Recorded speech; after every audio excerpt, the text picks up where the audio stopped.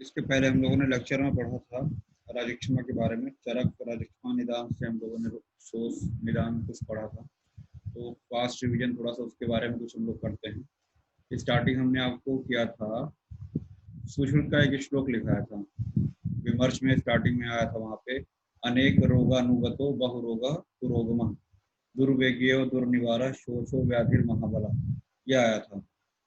देखिएगा आपके बुक में विमर्श में स्टार्टिंग में ही दिया हुआ है, तो लिख लीजिएगा। आचार्य सुश्रुत के अनुसार, आचार्य सुश्रुत के अनुसार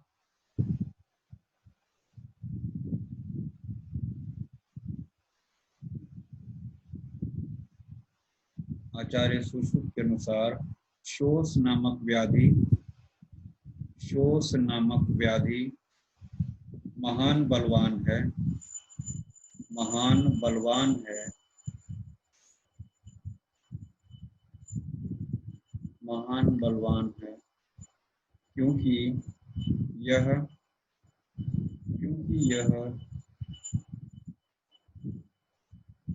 पहला पॉइंट लिखिएगा, अनेक रोगानुगत, अनेक रोगानुगत, आई रिपीट, अनेक रोगानुगत अर्थात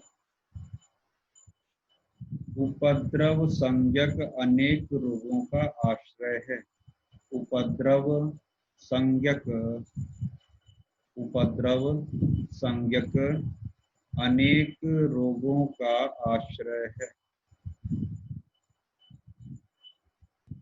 उपद्रव संज्ञक अनेक रोगों का आश्रय है। दूसरा पॉइंट,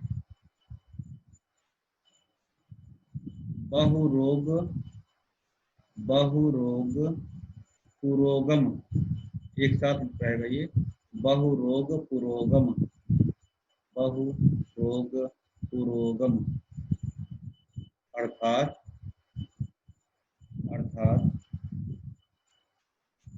श्वास कास अंग साध, श्वास कास अंग साध,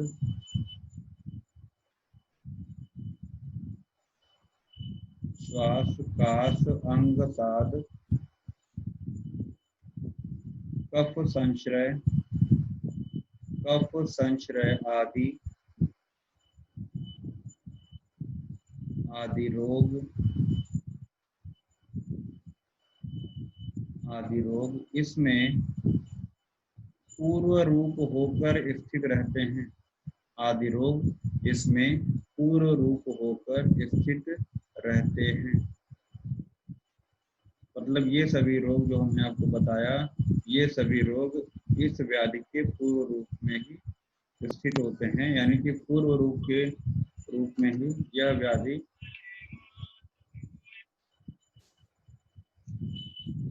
पूर्व रूप में ही स्थित होते हैं।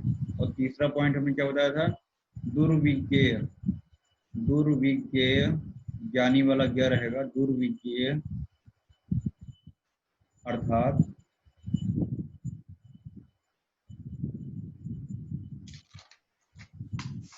अर्थात तीनों दोषों के लक्षण, तीनों दोषों के लक्षण, तीनों दोषों के लक्षण, उनके अंशांश बल, उनके अंशांश बल,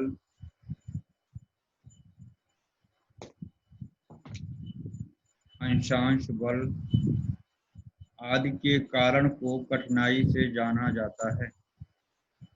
अंशांश बल के कारण को कठिनाई से जाना जाता है, कठिनाई से जाना जाता है।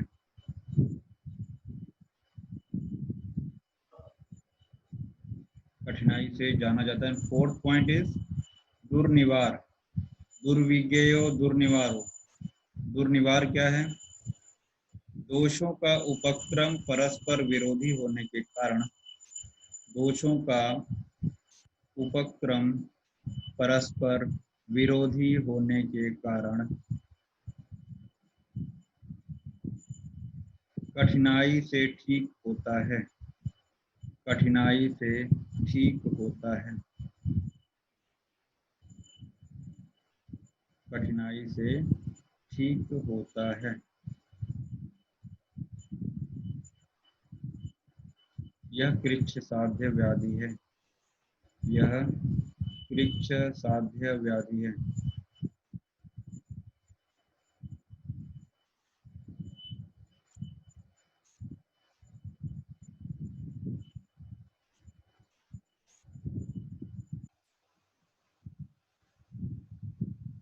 राजक्षमा चिकित्सा नीचे लिखा हुआ है कि राजक्षमा नक्षत्रों के राजा चंद्रमा को हुआ था, इसलिए इस रोग का नाम राजक्षमा रखा गया है। नक्षत्रों के राजा कौन? चंद्रमा। उनको सबसे पहले श्राप वशीभूत होकर रोहिणी में उनकी आसक्ति बहुत अधिक थी, तो उसकी वजह से उनको श्राप दे दिया गया। ठीक है, यहाँ देखिए क्या है, दक्ष के क्रोध से उत्पन्न। ठीक है ना, जो हम कहानी कल आपको बताए थे वो यहाँ पे लिखा हुआ है कि जो दक्ष प्रजापति थे उनकी 28 कन्याएं थी। ठीक है ना, केवल रोहिणी नामक भार्या में अधिक आसक्त थे। 28 कन्याओं में भाई उनका फर्ज था कि सभी पे ध्यान दें, लेकिन वो खाली रोहिणी पर ही ध्यान देते थे। तो जो बाकी कन्याओं के जो पिताजी थे दक्ष प्रजापति क्रोधी स्वभाव के थे, उन्होंने क्रोध में आकर श्राप दे दिया। ठीक है ना, अपने शरीर की रक्षा चंद्रमा ने नहीं की, फलस्वरूप उनके शरीर का स्नेह भाग शुक्र का क्षय हो गया, जिसमें उनका शरीर अत्यंत ही क्षीण हो गया। ठीक है, इसके बाद शेष बची हुई स्त्रियां अपने पिता दक्ष प्रजापति के पास जाकर चंद्रमा की इस प्रकार अपनी उपेक्षा की नीति बताई। उस समय अपनी 27 पुत्रियों का उपभोग न करने से क्रोधित उस दक्ष प्रजापति के श्वास से देहधारी क्रोध उनके मुख से निकला, क्योंकि चंद्रमा ने उनके 28 लड़कों को स्त्री के रूप में ग्रहण किया था, परंतु 27 के साथ अन्याय किया।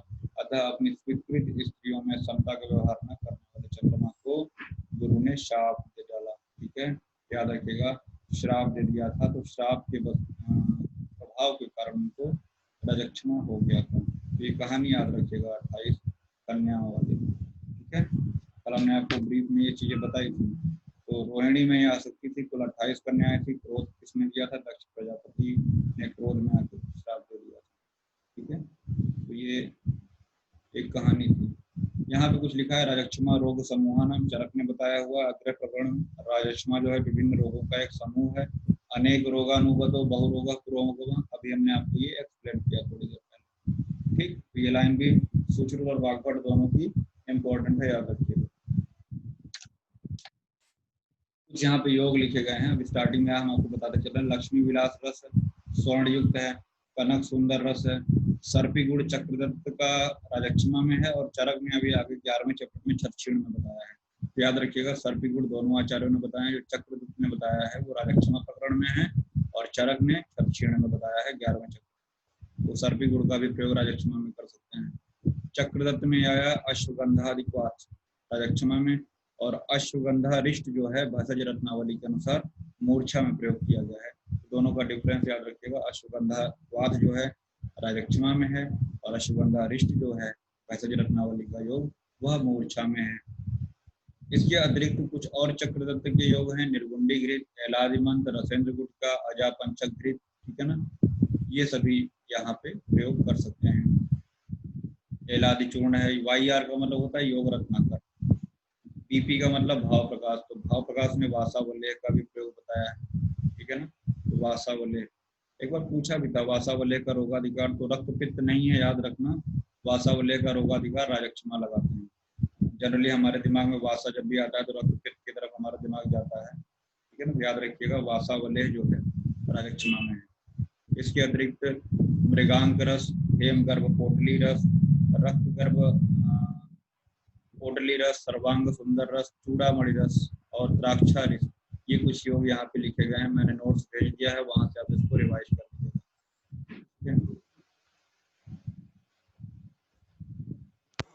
फिर जब चंद्रमा को यह बीमारी हो गई तो अब उनकी चिकित्सा कौन करेगा? अश्विन कुमारों ने चिकित्सा की। उनको राजक्षमा से मुक्त किसने किया? अश्विन कुमारों ने चंद्रमा की चिकित्सा की। ठीक है ना, और यहाँ पे देखिए कुछ पर्याय दे रखे हैं, जैसे हम लोगों ने व्याधि के पर्याय देखे हैं, ज्वर के पर्याय देखे हैं, वैसे यहाँ पे यक्षमा के पर्याय क्या क्या हैं? क्रोध, यक्षमा, ज्वर। ठीक है ना, ये सभी क्या है? दुख। ये सभी जो है राजक्षमा के सिनोनिम्स हैं, पर्याय हैं। ये सभी शब्द एक ही अर्थ को कहने वाले हैं, अर्थात परस्पर पर्याय हैं। ठीक है ना, तो सर्वप्रथम नक्षत्र राज चंद्रमा को होने की वजह से इसको हम लोग क्या कहते हैं, राज यक्षमा। आगे बात करते हैं। यह यक्षमा अश्विन कुमारों द्वारा हुंकार कर देने पर यानी चिकित्सा कर देने पर भयवश मनुष्य लोक में चला गया। जैसे स्वर्गलोक में था, देवताओं के पास था, तो वहां से चिकित्सा कर दिया गया, भाई जाएगा कहाँ, तो मृत्यु लोक में आ गया, मनुष्य लोक में आ गया। और वह यक्षमा 4 प्रकार के अपने होने के कारणों से प्राप्त होकर मनुष्य के शरीर में प्रवेश करता है। वो 4 कारण कौन से हैं, जो कल निदान में हमने आपको बताए थे, वही थोड़ा सा श्लोक बदल गया है, कहने का भाव बदल गया है, लेकिन अर्थ उसका वही रहेगा, साहस, संधारण, ठीक है, विषमासन और क्षय, मतलब वही निकलेगा। कैसे, देखिएगा, ये श्लोक बहुत इंपॉर्टेंट है, 13वां। अयथा बलमारंभम वेग संधारणम क्षयम यक्ष्मण कारणम विद्यात् चतुर्थम विषमासनम। अयथा बलमारंभम, अयथा बलमारंभम मतलब अपने शारीरिक शक्ति से अधिक श्रम करना, कार्य करना। वेग संधारण, मलमूत्र आदि के वेग को रोकना। क्षयम, धातुओं का क्षय होना। और चौथा क्या है, विषमाशनम। ये 4 जो है यक्ष्मा के कारण हैं। ठीक, इसके बारे में कल हम लोग विधिवत चर्चा कर चुके हैं। फिर यहाँ से श्लोक स्टार्ट होता है साहस जन यक्ष्मा के, जैसे कल निदान में। अब आपको समझ में आ रहा होगा कि हमने जो है निदान और चिकित्सा एक साथ लेना क्यों सोचा था, क्योंकि आपको इससे बहुत आसानी हो जाएगी उस चैप्टर को पढ़ने में, और पूरा कमांड आ जाता है। और जहाँ तक आपको हम सुश्रुत के आचार्यों को भी मत यहाँ पे देते रहेंगे। ऐथा बलमारंभम यानी कि साहस से अधिक कार्य करना। ये सब हम लोग जो कल वहां पढ़े थे ना बच्चा, वही यहाँ पे सब रिपीटेड है। ठीक है, एक बार ये पूछा गया था, जर्जरे जर्जरे रो रसा, ठीक है ना, इसको संधि विच्छेद करें तो उरसा आएगा, उरसा, ठीक है ना, जर्जर उरसा। तो ये क्वेश्चन पूछा गया था किस राजक्षमा का लक्षण है, तो याद रखिएगा साहस जन्य यक्षमा में आया है, साहस जन्य यक्षमा में है।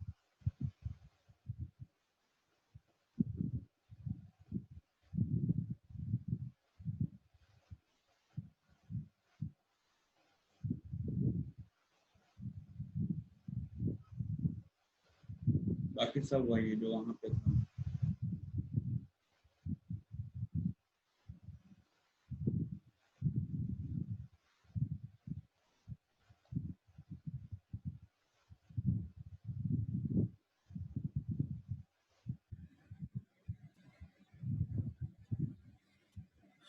तो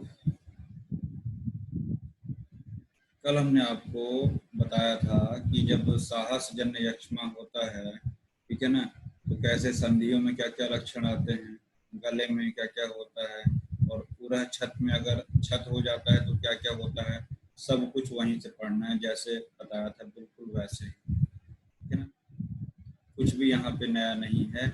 याद रखिएगा, धातु क्षय जन्य यक्ष्मा के कारण कल हमने आपको बताया था, अधिक व्यवहार वगैरह से उसकी धातु क्षय 2 प्रकार का होता है ना।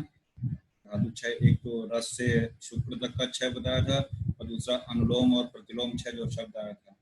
तो हमने कल धातु क्षय जन्य यक्ष्मा के कारण संप्राप्ति लक्षण डिटेल में पढ़े थे, उसको वहीं से पढ़ना है। ये याद रखना है कि यहाँ पे एक शब्द प्रयोग किया है, महागद, ठीक है, यक्ष्मा में एक शब्द प्रयोग किया गया है, महागद, याद रखना है, ठीक है। अब याद रखिएगा, एक बार क्वेश्चन पूछा गया था कि ऐसी कौन सी व्याधि है जिसमें ओज का क्षय होता है, तो याद रखिएगा यहीं पे बताया है चरक ने, यक्ष्मा में शुक्र एवं ओज का क्षय होता है, ठीक है। और यही हमने लिखा है छद क्षीण में भी, यानी शुक्र और ओज का क्षय छद क्षीण में भी है और राजक्षमा में भी आया है। वैसे हमारा दिमाग जाता है कि प्रमेय में भी क्षय होता है, तो वहां पे ओजो में है ना, लेकिन जो जो शब्द है ओज का क्षय, जो ओज क्षय शब्द चरक ने प्रयोग किया, वो यहीं के लिए प्रयोग किया है, ठीक है ना। शुक्र ओजश्च हीयते, ठीक है ना, तो छदक्षीण में और राजक्षमा में 2 जगह प्रयोग किया है, इसको आप याद रखिए, ठीक है। तो शुक्र और ओज की क्षय, ओज का क्षय यहाँ पे आया। बाकी कैसे धातुओं का क्षय होता है कल हम लोग पढ़ चुके थे। आपको कल मैंने ये भी बताया था कि विषमासन से, विषम आसन भोजन करने से क्या होता है कि धातु निर्माण तो उस तरीके से नहीं हो पाता है, परंतु विड का निर्माण होता है, इसीलिए राजक्षमा के रोगी में जो उसका बल होता है धातुएं नहीं होती हैं, उसका वीर्य ही उसका बल होता है। इसीलिए पुरीष की हमको रक्षा करनी चाहिए। कुछ आचार्यों ने पुरीष के साथ साथ शुक्र की रक्षा करने के लिए भी कहा है, ठीक है। तो अभी आएगा यहाँ पे सारी चीजें, और जो हम छोड़ दे रहे हैं उस पर ज्यादा टॉर्च जलाने की कोशिश मत करना, ठीक है ना। हमने आपको बार बार यही कहा है कि वहां से निदान से सब रिपीट हो रहा है, वहीं से पढ़ना है हमको। विषमासन, शमशन, अध्यशन और प्रमितासन, ये यहाँ पे हमने चारों को एक साथ यहाँ पे लिखा हुआ है। आपको मैं बताना चाहता हूँ कि विषमासन क्या होता है, मात्रा से कम ज्यादा, काल के अनुसार भोजन नहीं करना। भाई विभिन्न ऋतुओं में अगर हमको भोजन करने की जो विधि बताई गई है, क्या खाना है क्या नहीं खाना है, वो काल के अनुसार हुआ। अगर आप उसके अनुसार आहार का सेवन नहीं कर रहे हैं तो काल के विपरीत है, यानी मात्रा और काल की विषमता के अनुसार। शमसन क्या हुआ, पथ्य और अपथ्य को एक साथ, यानी कि विरोधी आहार, यानी पथ्य और अपथ्य को एक साथ मिलाकर लेना शमशन हुआ, ठीक है ना, पथ्य अपथ्य एक साथ। अध्यशन, जैसे हमने आपको कल का पढ़ाया और आज फिर पढ़ा रहे हैं और आपने वो वाला रिवाइज नहीं किया, आपने वो नहीं समझा और उसी के ऊपर हम दोबारा ओवरडोज दे रहे हैं। अध्ययन, अध्ययन हुआ, वैसे अध्यशन क्या हुआ, पहले का हजम नहीं हुआ है, दोबारा खाने के लिए तैयार हो गए हैं, यानी अजीर्ण में भोजन।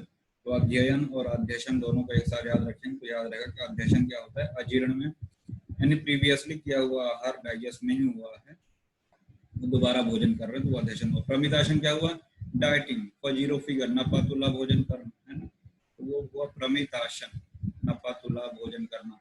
और हमने आपको हितभुक, ऋतभुक, मितभुक बताया था, वो भी याद रखिएगा, है ना, वो कॉन्सेप्ट भी याद रखिएगा। हमको प्रकृति के अनुसार भोजन लेना चाहिए, ऋतु के अनुसार भोजन लेना चाहिए, और जितनी भूख रहे उससे कम मात्रा में ही भोजन ग्रहण करना चाहिए।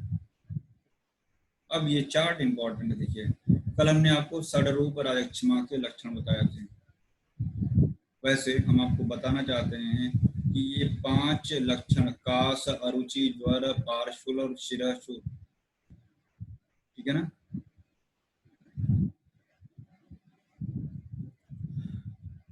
विषमासन जन राजक्षमा के विभेदक लक्षण, मुख में कफ का आना और रक्त का वमन होना, ये विषमासन जन्य हुआ, ठीक है ना। शेष 9 लक्षण सामान्य है, इन दोनों में विभेदक लक्षणों के साथ साथ यहाँ पे जो चारों के लक्षण अलग अलग बताए हैं आचार्य चरक में, चाहे वो साहस जन्य हो, चाहे वेग विधारण जन्य है, चाहे क्षय, चाहे विषमासन, सभी के अनुसार उन्होंने अलग अलग लक्षण बताए। हमने प्रीवियसली इसलिए नहीं बताया कि इस चार्ट में आपको सारे के सारे लक्षण एक साथ मिल जाएंगे, ठीक है ना, सारे के सारे लक्षण आपको यहाँ पे मिल जाएंगे।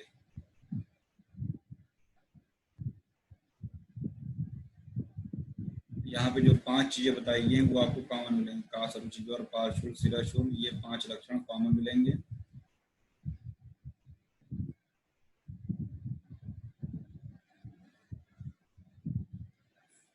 जिनके बाद में हमने बी लिखा है उसमें वात दोष का इन्वॉल्वमेंट होगा, जिनके बाद में हमने पी लिखा होगा उसमें पित्त दोष का इन्वॉल्वमेंट होगा, जिसमें के लिखा हुआ वहां पे कफ दोष का इन्वॉल्वमेंट होगा, ठीक है ना।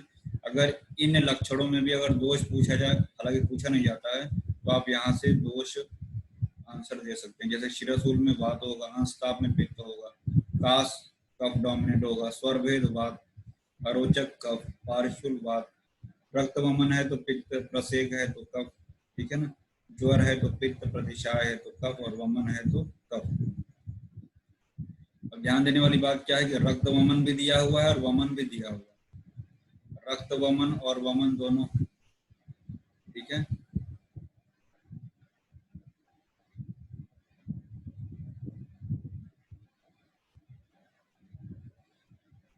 कंपैरेटिव चार्ट इसको आपको याद करना पड़ेगा।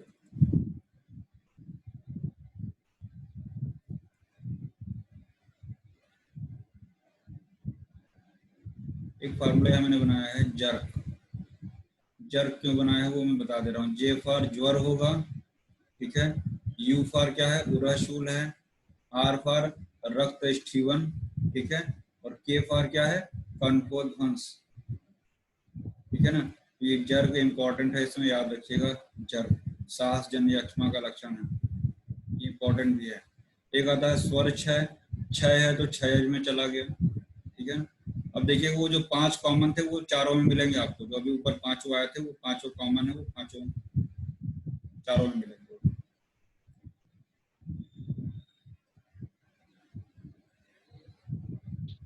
ये देखिए, सर हाँ हाँ सर आर और के किसके लिए है?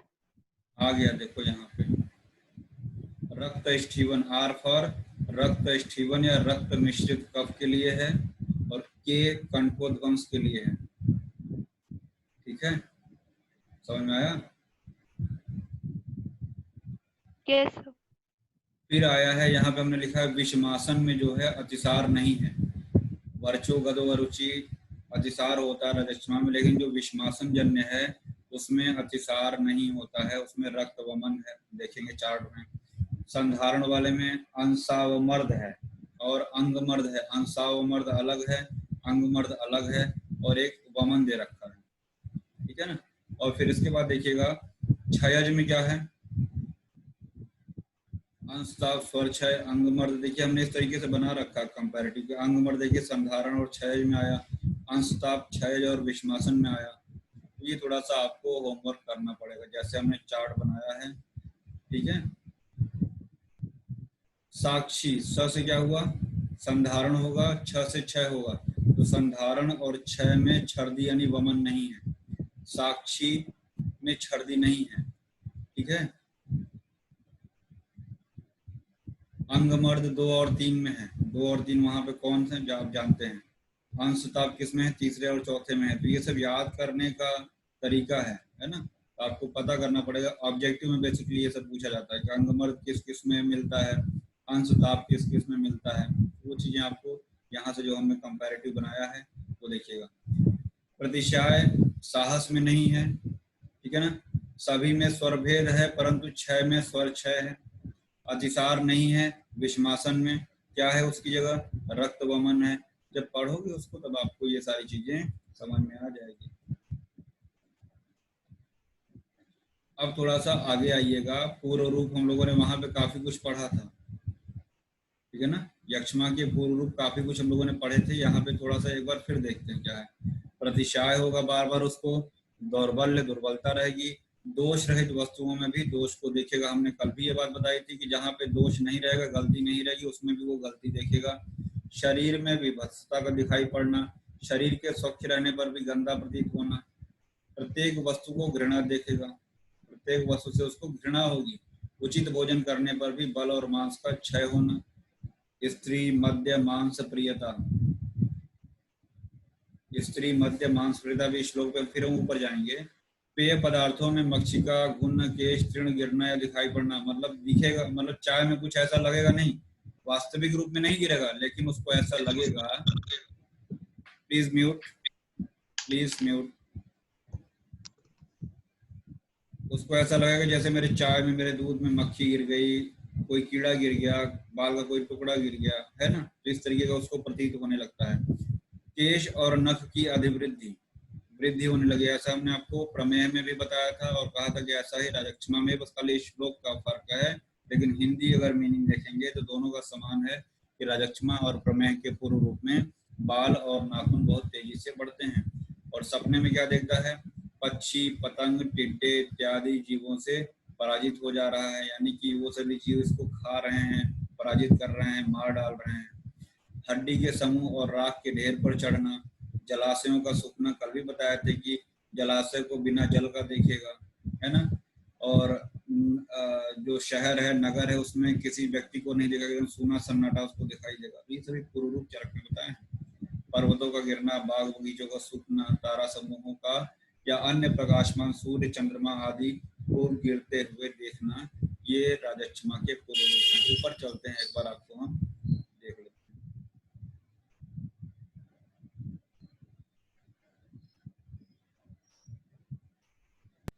प्रतिशायो, सर हाँ बताइए। सर एक प्रश्न सर ये है सर, जैसे सर जो राज्य क्षमा है सर, ये धातु क्षय की सर मिलनी आती है, लेकिन सर धातु क्षय होने के बाद जैसे कि सर इसका पूर्व रूप में जैसे नाखून बढ़ जा रहा है सर, तो एक तरह से सर ये सर मतलब समझ में नहीं आ रहा है सर कि धातु क्षय में सर नाखून घटना चाहिए ना सर, ऐसा क्योंकि क्यों, सर ऐसा क्यों? ऐसा सर जैसे एक तरह से सर ये अवतर्पण व्याधि हो गया ना सर, जैसे मान लीजिए सर, मतलब उसको आप गलत जगह पे कोरिलेट कर रहे हैं। पहली बात तो ये, नाखून और बाल कौन सी धातु हैं जो आप उस कंपेयर कर रहे हैं नाखून और बाल से, ये बताइए। नाखून और बाल क्या कोई धातु है? नो नहीं है। तो अगर कोई धातु बढ़ रही हो तो आप उसको वहां पे कंपेयर करिए।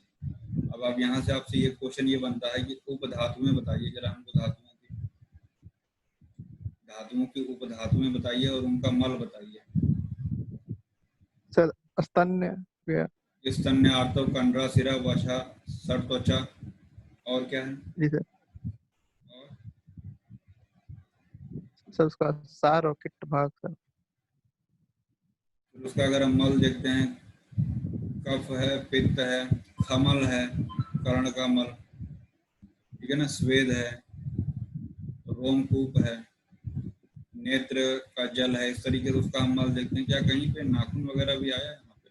फिलहाल यहाँ पे सिर्फ आपको जो बताया जा रहा है उसको देखिए कि ये बताया जा रहा है कि क्षय की वजह से राजक्षमा हो रहा है और उसके पूर्व रूप में ही केश और नाखून बढ़ रहे हैं। अच्छा, प्रमेय में आप क्या कहेंगे? प्रमेय में भी यही हो रहा था।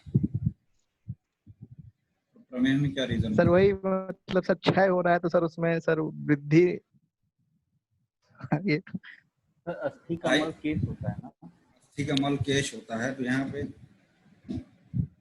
पहली बात तो ये जान लीजिए लक्षण नहीं है, पूर्व रूप है। ये पूर्व रूप है, ये लक्षण नहीं है। और केशा नाम नखा नाम च अभिवर्धनम, और वहां पे क्या था? प्रमेय में क्या था? केश नक अतिवृद्धि, केश नक अतिवृद्धि, और यहाँ पे क्या है? अभिवर्धनम शब्द है।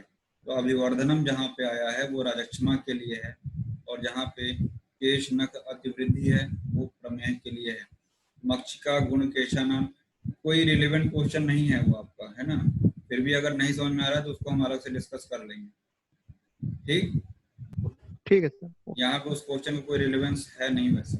सर बस मेरा ये पूछना था कि सर क्षय हो रहा है तो सर जैसे नाखून बढ़ना, सर ये थोड़ा सा बस ये मेरा सर क्वेश्चन था। जैसे सर नाखून पूर्ण रूप में घट। हे प्रभु, आपके लिए एक प्रश्न दे रहे हैं, अगर आपके पास उसका उत्तर हो तो हमको बताइएगा। मृत्यु के बाद डेड बॉडी का नाखून और बाल बढ़ते रहते हैं, ये बात सही है कि नहीं है?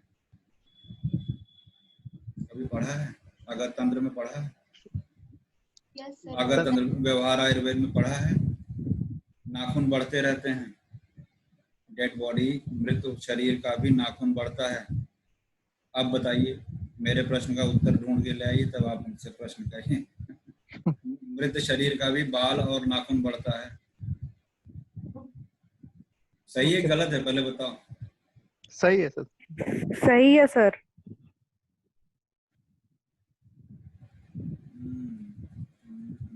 केशानाम नखानाम च अभिवर्धनम। फिर यहाँ पे है केश अस्थि राशि नाम भस्म, वही है कि अस्थियों के भस्म पे वो टहलेगा, है ना।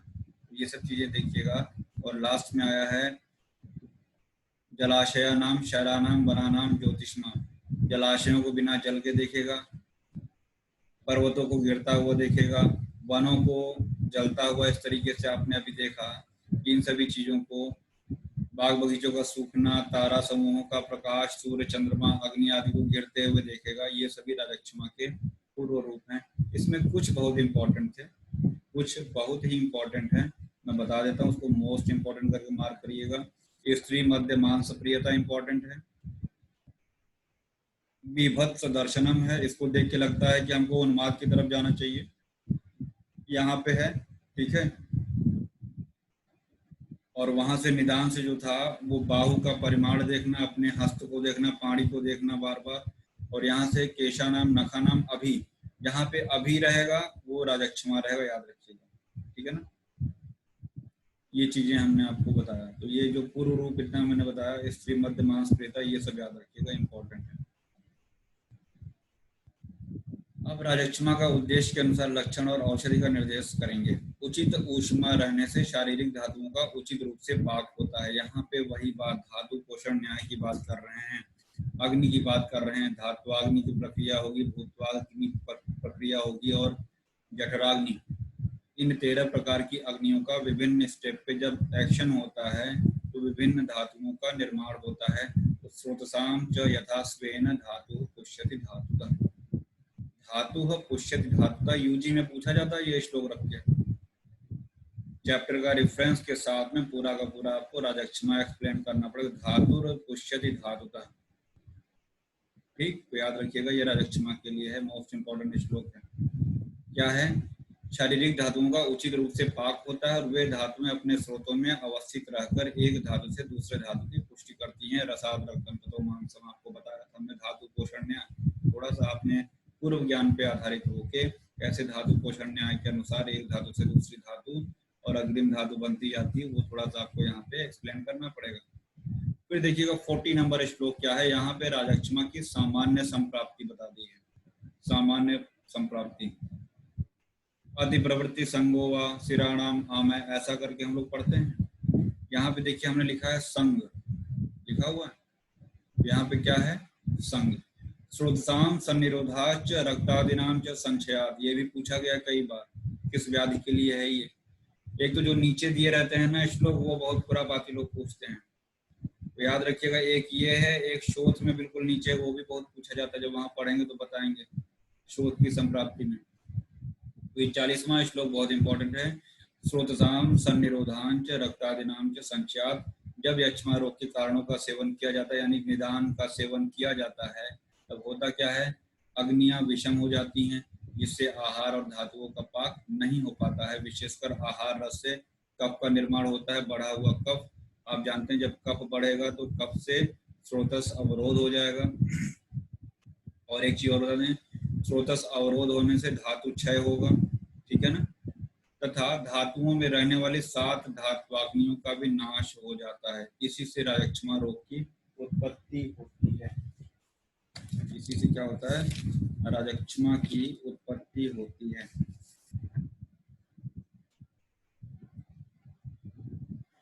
लिखिएगा संप्राप्ति चक्र बनाइए, संप्राप्ति चक्र लिखिए। लिखिएगा निदान सेवन, निदान सेवन, नीचे एरो बनाइए। कफ प्रधान दोष प्रकोप, कफ प्रधान दोष प्रकोप, कफ प्रधान दोष प्रकोप, एरो बनाइए नीचे। स्रोत अवरोध, स्रोत अवरोध, फिर एरो बनाइए। पोषण अभाव, पोषण अभाव, फिर एरो बनाइएगा। अनुलोम क्रम से धातु क्षय, अनुलोम क्रम से धातु क्षय,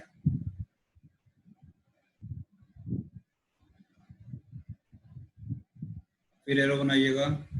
शोष, शोष, फिर एरो बनाइएगा। राजक्षमा रोग, राजक्षमा रोग,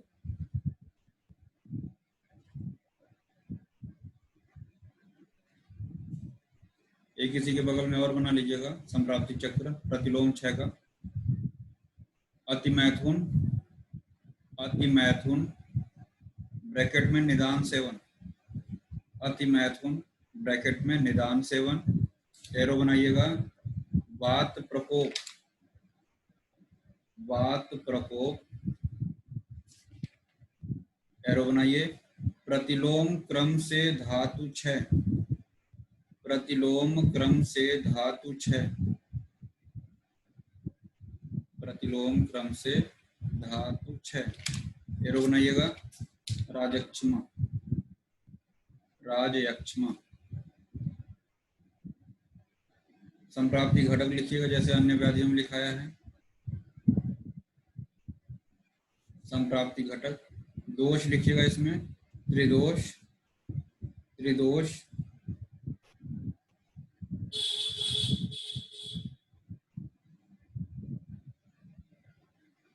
कमा वात कफ प्रधान, त्रिदोष वात कफ प्रधान,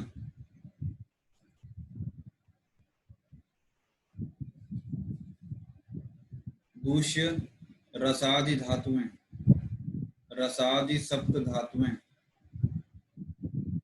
सप्त धातुएं, स्रोतस समस्त स्रोतस, समस्त स्रोतस,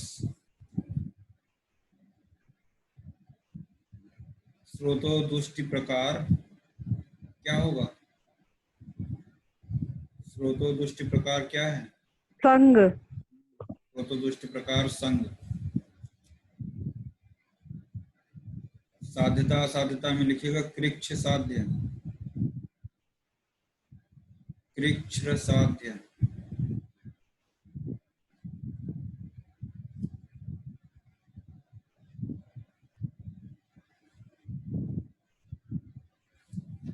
ये हमने आपको लिखाई संप्राप्ति।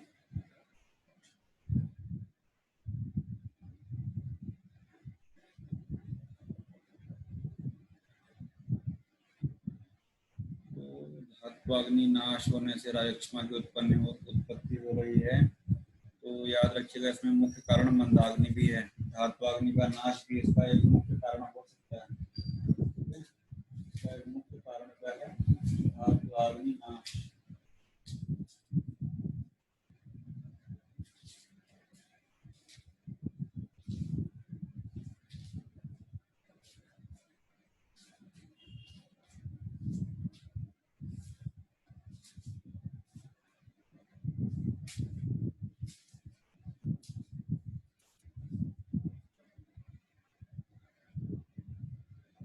लिखिएगा अग्निदुष्टि अग्निमांद्य। अग्निदुष्टि यदि उसी में संप्राप्ति घटक में ही अग्निदुष्टि अग्निमांद्य, अग्निमांद्य। फिर वही कल वाली बात, राजक्षमा में बीड बल की रक्षा करनी चाहिए। राजक्षमा के उत्पन्न हो जाने के बाद खाया हुआ अन्न पान जो कोष्ठ में रहता है उसको अग्नि पचाती है, किंतु पचा हुआ वह अन्न रस प्रायः मल बन जाता है और उसमें से कुछ थोड़ा भाग ओज यानी कि रस बन पाता है। ठीक है ना। किंचित ओज से, याद रखिएगा किंचित ओज से यानी कि ज्यादातर भाग जो है भोजन का वो मल का निर्माण करता है, बहुत कम ही भाग जो होता है धातु का निर्माण होता है, जिसकी वजह से उन्होंने किंचित ओज से लिखा हुआ है। धातु ने वहां पे ओज शब्द प्रयोग किया है। ठीक है ना। ओज यानी कि धातुओं का निर्माण बहुत कम मात्रा में हो पा रहा है और उन्हीं धातुओं के सार को हम ओज कहते हैं, है ना। तो तस्मात् पुरुषम संरक्षा विशेषात्, उस पुरुष की हमको विशेष रूप से रक्षा करनी चाहिए।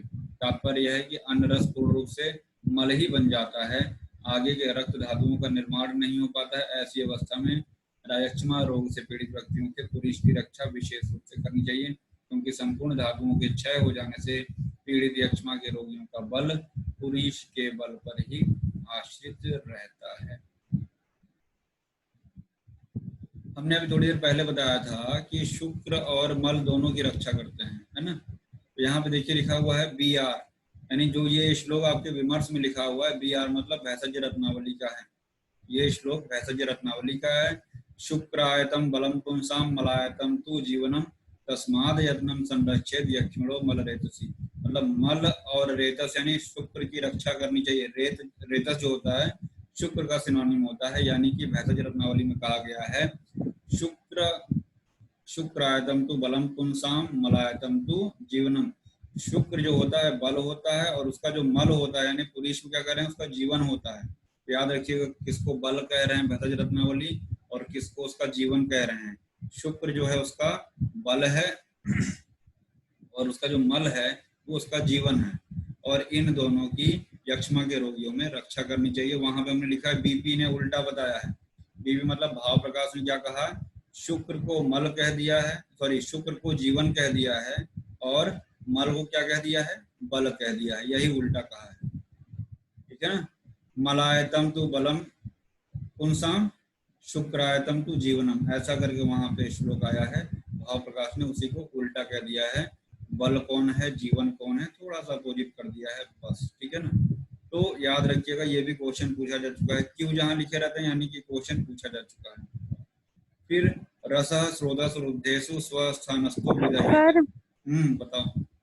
चरक में केवल पुरुष को बचाने के लिए कहा है। चरक में केवल पुरुष की रक्षा करने के लिए बताया ठीक है ना। बाकी अन्य आचार्यों ने, जब वो पुरीश वाला आएगा यूजी में मान लीजिए शॉर्ट नोट, तो आप इसको कोड जरूर करिएगा कि अन्य आचार्यों के मत से भैषज रत्नावली भाव प्रकाश के अनुसार जो उसका शुक्र होता है वो बल है और मल उसका जीवन है, इसलिए दोनों की रक्षा करनी चाहिए। वैसे भी जो आपका 6 जन्य यक्षमा है उसमें शुक्र 6 से हो रहा है, तो अनुलोम प्रतिलोम से दोनों से धातुओं का 6 हो रहा है, ठीक है, याद रखिएगा उसको।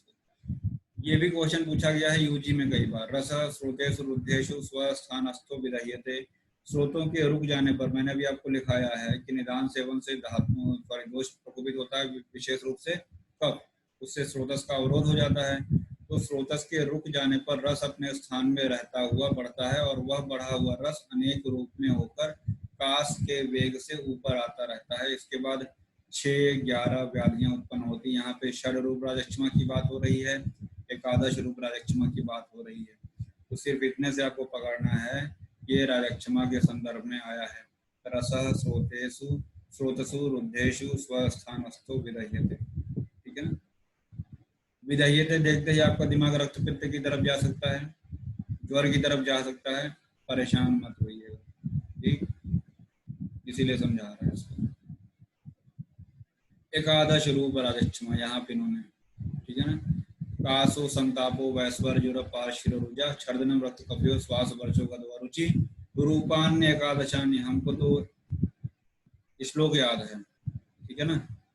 यक्ष्मणा षडमानि वा कासो जोरा, अब यहाँ तक तो एकादश रूप राजक्षमा की बात हो रही है। अब यहाँ से जो है षड रूप राजक्षमा स्टार्ट हो जा रहा है। ये जो है इतना, ये षड रूप राजक्षमा है।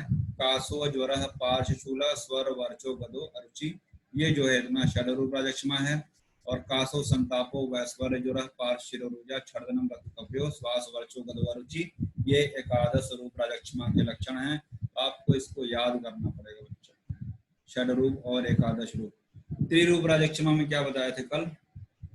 अंश पार्श्व अभिताप संताप कर पादयो ज्वर, ऐसा कुछ करके बताए थे। यस सर, ज्वर सर्वांग, संताप कर पादयो और अंश पार्श्व अभिताप। गुड, देखिए हमने यहाँ पे लिख भी दिया है, सब पका पकाया रेडी है, बस पढ़ना है आपको। ना पढ़ पाए तो फिर बेकार है। मलायतम तो बलम पुंसाम, शुक्रायतम तो जीवनम, ये भाव प्रकाश का है। और योग रत्नाकर का अग्निमूलम बलम पुंसाम रेतो मूलम च जीवनम, ये भी सही है, जो बुक में लिखा है वो भी सही है, ठीक है। अग्निमूलम बलम पुंसाम ये क्या है? वृंद माधव का है, ठीक है ना। योग रत्नाकर का भी ये सही है और ये वृंद माधव का है। भैषज रत्नावली आपके बुक में लिखा हुआ है, ये देख लीजिएगा इसको। यही हमने कल आपको त्रिरूप राजक्षमा भी बताया था। तो ये जो राजक्षमा का सामान्य लक्षण कहिए या इसी को त्रिरूप राजक्षमा भी कहते हैं। अंश पार्श्व अभिताप संताप करपादियो ज्वर सर्वांगश्चैति लक्षण, वहां पे लक्षण शब्द आ गया ना, यानी कि अगर राजक्षमा का लक्षण पूछेगा तो आपको यही श्लोक बताना पड़ेगा। इसी को त्रिरूप राजक्षमा कहिए चाहे राजक्षमा का लक्षण कहिए, ठीक है।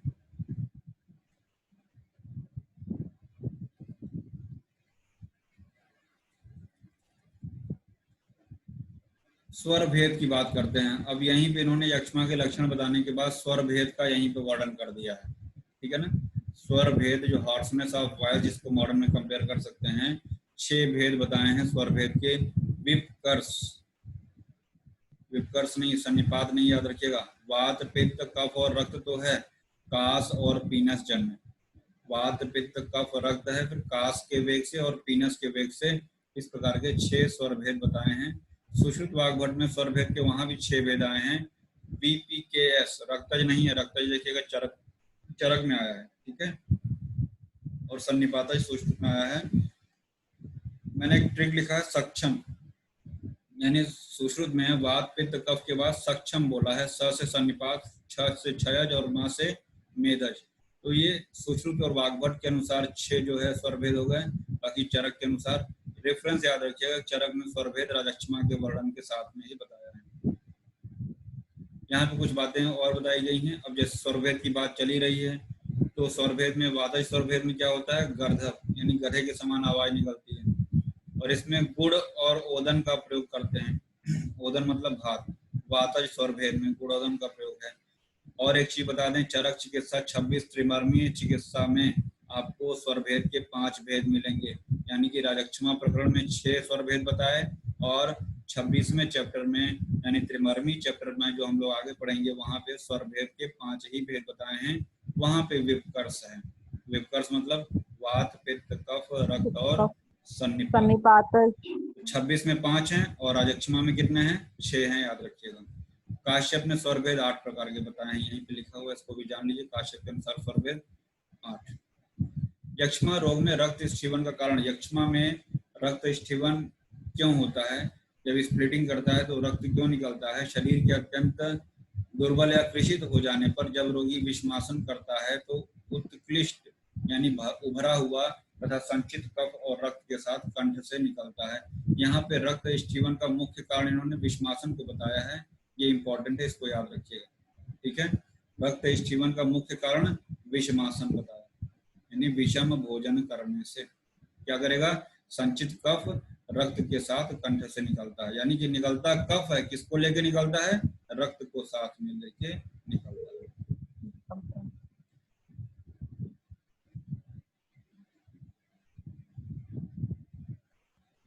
ये सब बार बार आगे राजक्षमा पीड़ित मल और शुक्र की रक्षा करनी चाहिए। अष्टांग हृदय ने सूरा, छाग, दुग्ध और मांस का प्रयोग करने के लिए बताया है। वैसे रत्नावली के अनुसार वासावलेह, द्राक्षारिष्ट, रसेंद्र गुटिका, मृगांक रस, महामृगांक रस, छागलाद्य। छागलाद्य मतलब बकरी का घृत, छाग बकरी को बोलते हैं, तो छागलाद्य घृत, राज मृगांक रस और हेमगर्भ पोटली रस, ये कुछ योग हैं, इसको याद रखिएगा। फिर आगे आता है यक्ष्मा में, अभी हमने बताया आपको रक्त स्खलन का कारण क्या है, यहाँ पे दिया हुआ है यक्ष्मा में अरुचि का कारण क्या है। ठीक है ना, एनोरेक्सिया क्यों होता है, तो उसके यहाँ पे दे रखे हैं। इनडायरेक्टली यहाँ पे ये बता रहे हैं कि अरुचि के भेद भी इसको हम मान सकते हैं।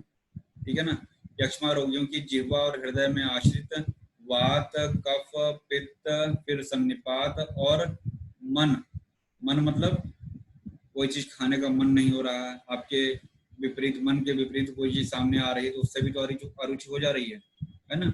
अब कोई वेजिटेरियन, उसके सामने अगर नॉनवेज आ जाएगा तो वो नहीं पसंद करेगा, तो ये हुआ मन के विपरीत होना। ठीक है ना, तो इस तरीके से यहाँ पे अरुचि के भी 5 प्रकार या कारण कह सकते हैं। एनोरेक्सिया के 5 कारण, रेफरेंस याद रखिएगा। स्वर भेद 6 बताया राजक्षमा में, और यहीं पे अरुचि 5 प्रकार के बता रहे हैं, VPKS और अप्रिय यानी कि मन के विपरीत होने से। ठीक है, फिर आगे बढ़ते हैं। राजक्षमा की चिकित्सा। सभी प्रकार के राजक्षमा रोग त्रिदोष से होते हैं।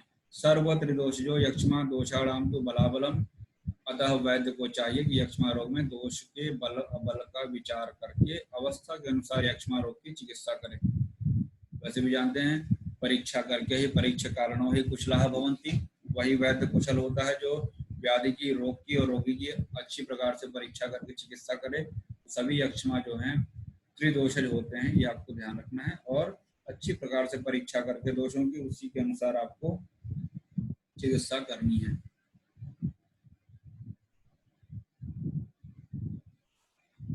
यक्ष्मा में बकरे के क्षीर का भी, बकरे के मांस का भी प्रयोग बताया गया है। ठीक है ना, यहाँ लिखा सुश्रुत में 1 महीने तक प्रयोग करने के लिए बताया गया और वाग्भट ने 6 महीने तक। ठीक है ना, ये मांस खाने वाला मांस नहीं, ये महीने वाला मांस है। ठीक है, योग रत्नाकर में षडंग यूष आया हुआ है, षडंग यूष। फिर एक लोकेश्वर रस आया हुआ है। पुष्ट में अभी हमने आपको तालकेश्वर रस बताया था, ये लोकेश्वर रस है, और लोकेश्वर रस पुष्ट और रक्तपित्त में कंट्राइंडिकेटेड है। लोकेश्वर रस पुष्ट और रक्तपित्त में निषेध है। ठीक है, याद रखिएगा इसको। राजा मतलब राजक्षमा। राजक्षमा की चिकित्सा में चारों पर्णियों का प्रयोग बताया गया है जल के साथ। चाल पर्णी, प्रश्न पर्णी, माछ पर्णी, मुदक पर्णी, इसको हम 4 पर्णी, तो हमने यहाँ ट्रिक का लिखा है, राजा के पास 4 पर्णी है। ठीक है ना, तो राजा के पास 4 पर्णी, अगर आपसे कभी पूछ ले कि इन चारों पर्णियों का जल के साथ प्रयोग कहाँ पे बताया है, तो राजक्षमा में। और देखिएगा वारुणी नामक मध्य का प्रयोग बताया गया है। वारुणी नामक मध्य का प्रयोग करेंगे और चारों पर्णियों का प्रयोग करेंगे राजक्षमा में। और देखिएगा ट्रिक यहाँ पे एक और है, राजा की उपासना। उपासना क्या है, राजक्षमा में उ से उपनाह आया होगा।